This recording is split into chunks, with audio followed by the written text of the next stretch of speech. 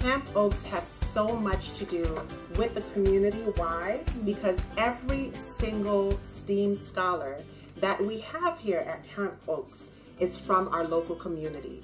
And so this is just an extension of our community engagement, bringing programs to our community and letting our community members know that we are here providing so many opportunities and programs for them. So this is our launch today.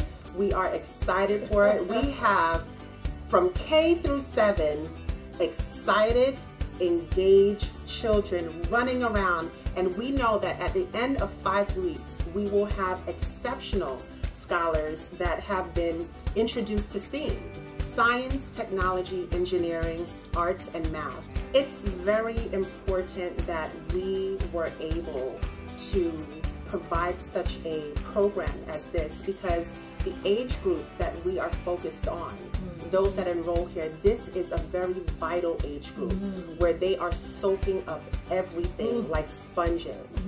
And so the Community Health Action Center was a place designed to, of course, speak to the need of our adults and elderly in the community, but we have embedded in the center a children's center.